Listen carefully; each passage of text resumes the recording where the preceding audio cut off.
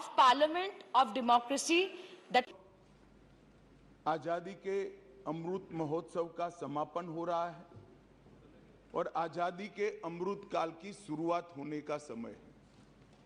15 अगस्त से आजादी का अमृत महोत्सव समाप्त होगा और 16 अगस्त से आजादी की 75 साल से 100 साल की यात्रा की शुरुआत होगी, जो निश्चित रूप से महान भारत की रचना करेगी।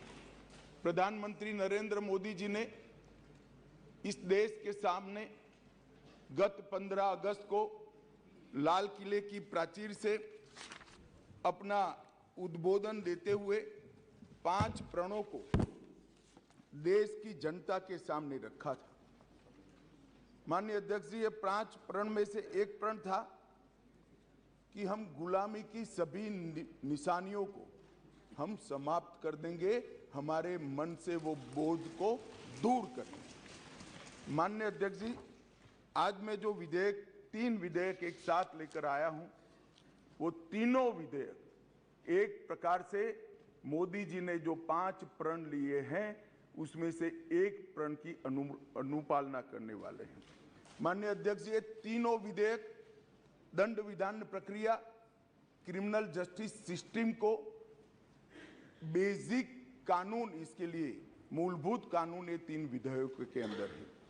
एक है इंडियन पिनल कोड जो 1860 में बनाया गया, दूसरा है क्रिमिनल प्रोसीजर कोड जो 1898 में बनाया गया, और तीसरा है इंडियन एविडेंस एक्ट जो 1872 में बनाया गया।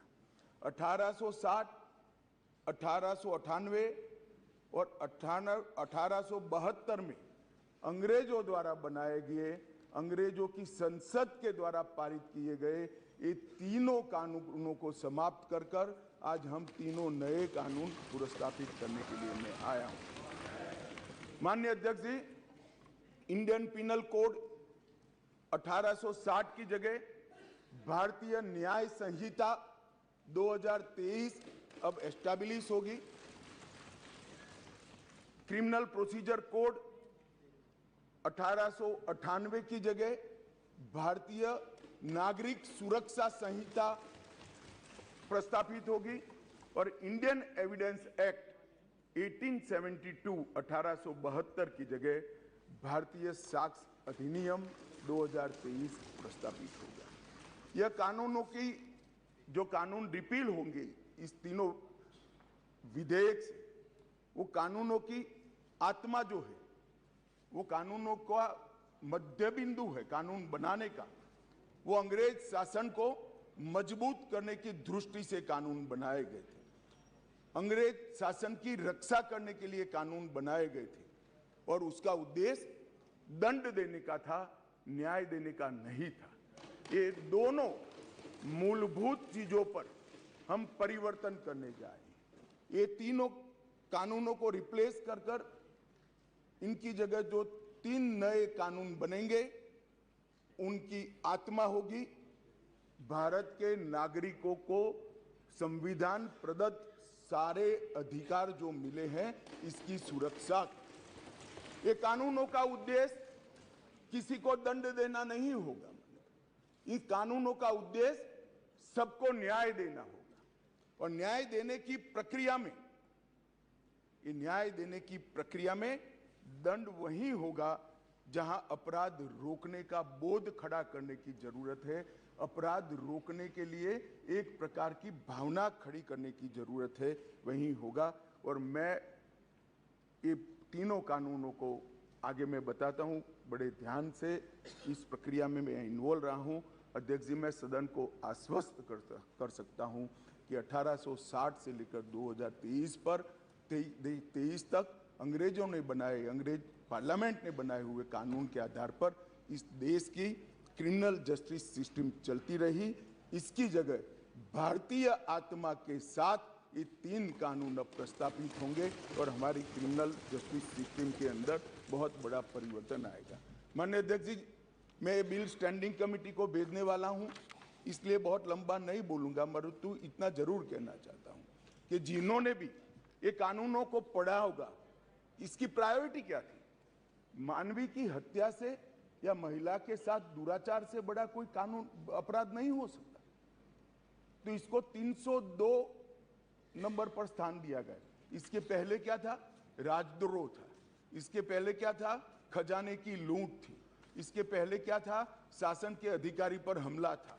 ये जो अप्रोच है, ये अप्रोच को हम बदल रहे हैं। सबसे पहला चैप्टर इसमें आएगा महिलाओं और बालकों के साथ अपराध। दूसरा चैप्टर आएगा मानव वध और मानव शरीर के साथ जो अपराध होते हैं उसका आएगा। तो हमने शासन की जगह नागरिक को केंद्र में लाने का एक बहुत बड़ा सैद्धांतिक निर्णय कर हम ये कानून लेकर आए हैं। मान्यवर, इस कानून को बनाने के लिए बहुत लंबी प्रक्रिया हमने की है।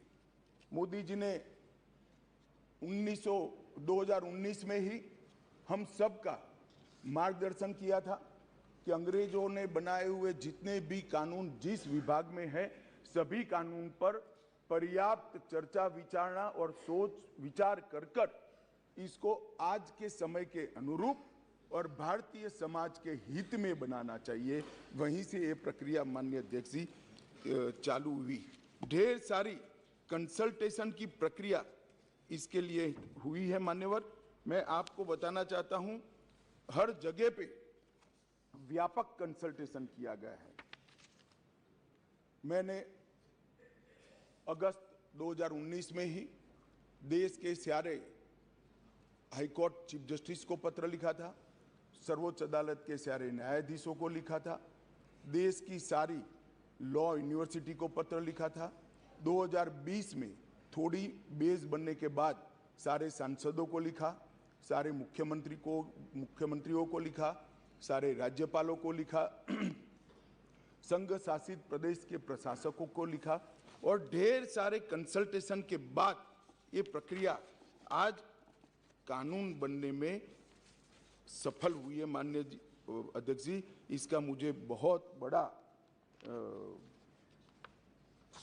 संतोष है कि बेस बरुआ समिति, विश्वनाथन समिति, मलिमत समिति, माधव मेनन समिति और गृह मामलों की स्थायी संसदीय समिति 2011, 2005, 2006 इसकी रिपोर्ट 111वीं, 110वीं, 146वीं, ये सारी रिपोर्टों का बृहद संकलन कर सभी राज्यपालों, मुख्यमंत्रियों, सभी विधायकों, सभी सांसद और सभी न्यायाधीशों से, हाई कोर्ट से, सुप्रीम कोर्ट से और लॉ यूनिवर्सिटी से आए हुए सारे प्रस्तावों को, सारे सुझावों को कंसीडर कर लाइन बाय लाइन इसको पढ़कर ये विधेयक लेकर मैं आज सदन के सामने उपस्थित हुआ हूं।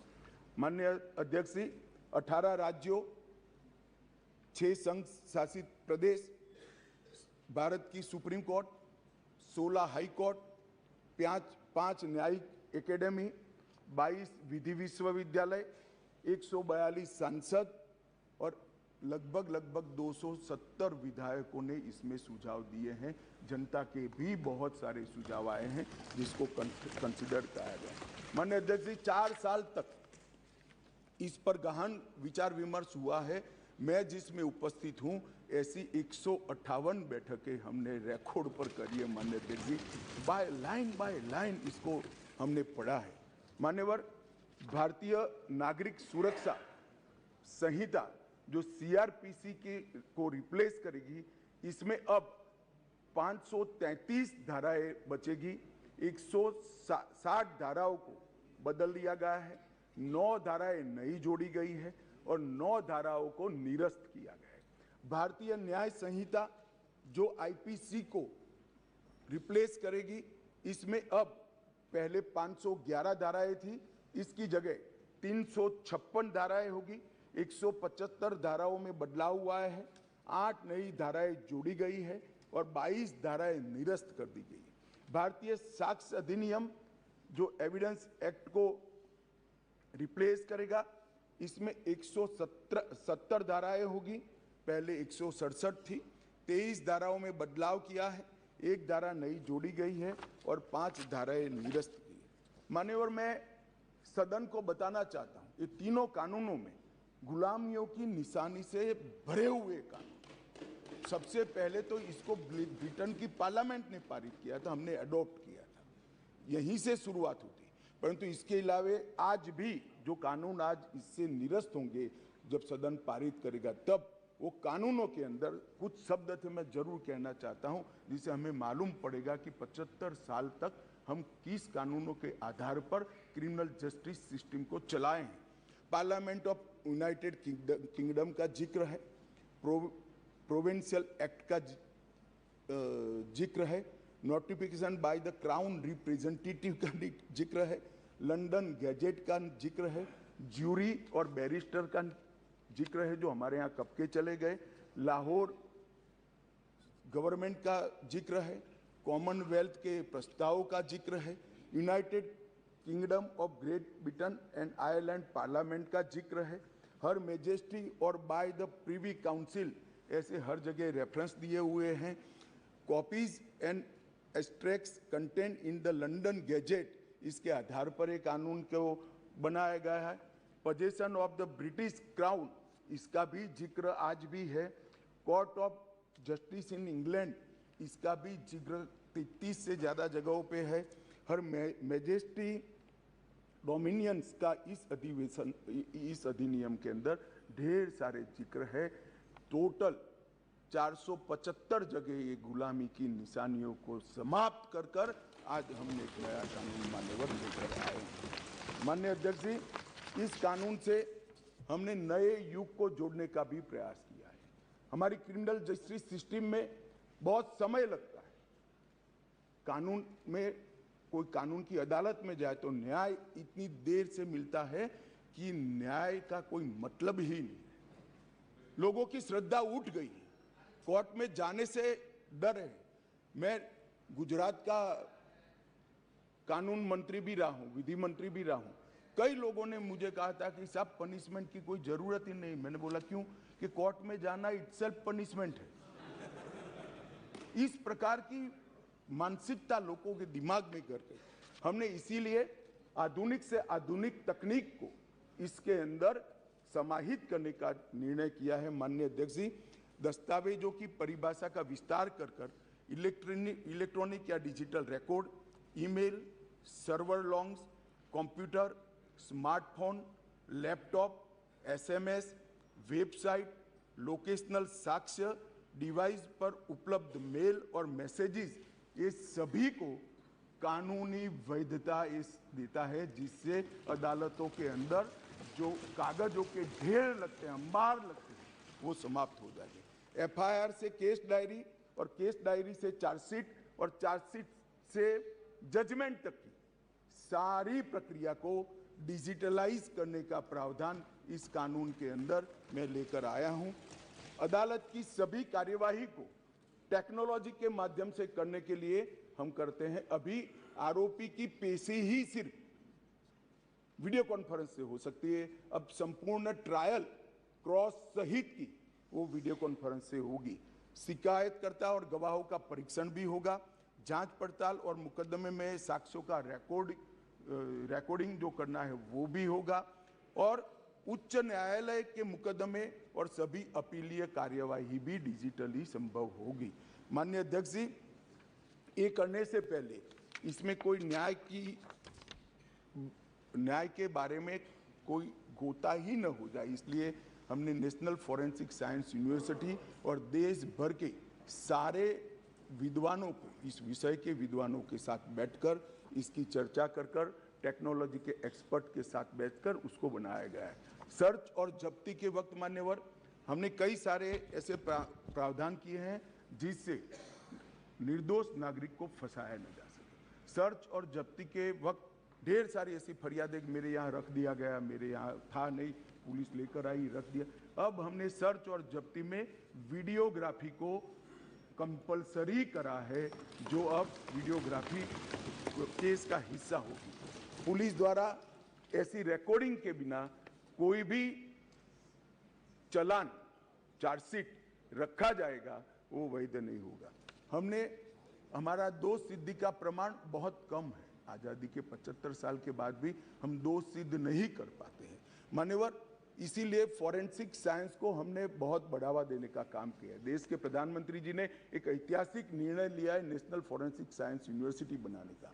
मैं इस सदन के माध्यम से पूरे देश को आश्वस्त करना चाहता हूं कि 3 साल के बाद हर साल 33,000 फॉरेंसिक साइंस के एक्सपर्ट और साइंटिस्ट इससे सुनने लगे। ये इसलिए किया गया कि ये कानून हम लेकर आने वाले थे।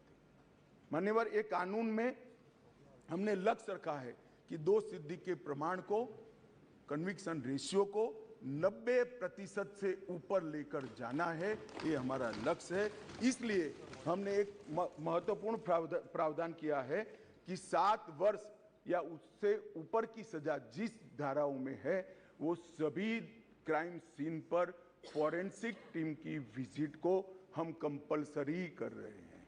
और मान्यवर, इसके माध्यम से एक वैज्ञानिक साक्ष्य, एक साइंटिफिक एविडेंस पुलिस के पास होगा, जिसमें कोर्ट में दोषियों को बरी होने की संभावना बहुत कम हो जाएगी। माननीय, ये दोनों चीजें हैं। इसमें एक ऐसा सवाल कुछ एक्सपर्ट्स ने बताया था कि ये इसके लिए शायद देश अभी तैयार नहीं है। ये कानून में हमने ये भी प्रोविजन रखा है कि इलेक्ट्रॉनिक तरीके से केस चलाने के लिए कोर्ट, जिला, राज्य, ये सभी प्रकार के नोटिफिकेशन निकलने के बाद ही वो अप्लाई होगा। मानो एक कोर्ट किसी राज्य ने तैयार कर दी तो वो कोर्ट नोटिफाइड कर सकते हैं। एक जिला जब हो जाएगा तो वो जिला नोटिफाइड कर सकते हैं। एक क्षेत्र हो जाएगा तो वो क्षेत्र। अंततोगत्वा 27 के पहले पूरे देश की सभी कोर्टों को हम कंप्यूटराइज करके करेंगे। इसी प्रकार से मोबाइल फोरेंसिक वान का भी हमने एडवांस में अनुभव कर लिया है। मान्यवर, आज मैं आपको बता सकता हूं कि दिल्ली के अंदर 7 साल से ऊपर की किसी भी गुनाह होता है, सजा का जिसमें प्रावधान हो, ऐसा कोई भी गुनाह होता है, तो एफएसएल की टीम इसको